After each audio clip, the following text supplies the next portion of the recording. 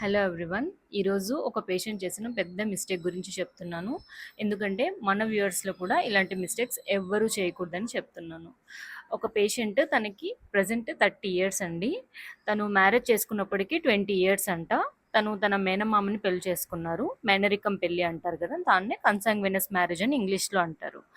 మేనరికం పెళ్లి చేసుకున్నారు, బాగుంది. 2 ఇయర్స్ వెయిట్ చేశారు, 3 ఇయర్స్, 5 ఇయర్స్, 10 ఇయర్స్, 10 ఇయర్స్ వరకు కూడా తను ఒక్కసారి కూడా కన్సీవ్ కాలేదు. ఒక్కసారి కూడా కన్సీవ్ కాలేదు కదా, ఒక డాక్టర్కి చెక్ చేయించుకోవచ్చు కదా అని చాలాసార్లు అనుకున్నారు ఈ 10 ఇయర్స్ స్పాన్లో.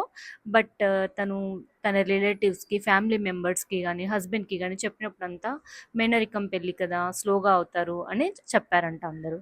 అలా చెప్పడం వల్ల తను కూడా ఓకే, మేనరికం పెళ్ళిలో స్లోగా అవుతారేమో అని వెయిట్ చేస్తూనే ఉన్నారు. ప్రెజెంట్ 30 ఇయర్స్కి వచ్చారు. ఇంకా లాస్ట్కి కళ్ళు తెరుచుకొని ఇలా కాదు, హాస్పిటల్కి వెళ్తేనే బెటర్ అని హాస్పిటల్కి స్టెప్ ఇన్ చేశారు.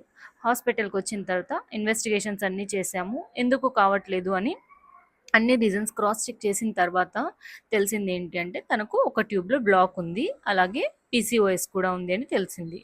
పీసీఓడికి ట్రీట్మెంట్ ఇచ్చాము. ట్యూబ్ బ్లాక్ క్లియర్ చేసిన తర్వాత తను 5 మంత్స్కి సక్సెస్ఫుల్గా కన్సీవ్ అయ్యారు. తన మొహంలో హ్యాపీనెస్ చూస్తే తెలుస్తుంది తను చేసిన సిల్లీ మిస్టేక్ ఎంత పెద్ద స్ట్రెస్కి రిలీఫ్ ఇచ్చింది, ఎంత పెద్ద స్ట్రెస్కి కారణం అయ్యింది అని. So viewers, don't do silly mistakes. If you have a doubt, just consult doctor once. That will clear all your doubts. Thank you for watching. Hello, just hold on. One extra tip for the viewers. మేనరికం పెళ్ళి అనేది పిల్లలు పుట్టకపోవడానికి ఒక్క కారణం మాత్రమే, అదే కారణం కాదు. పెళ్ళి అయిన తర్వాత 1 ఇయర్ లోపల with regular inter course conceive అవ్వట్లేదు అంటే కనుక డాక్టర్ని విజిట్ చేయండి. కారణాలు ఏంటి అని ఇన్వెస్టిగేట్ చేయించుకోండి.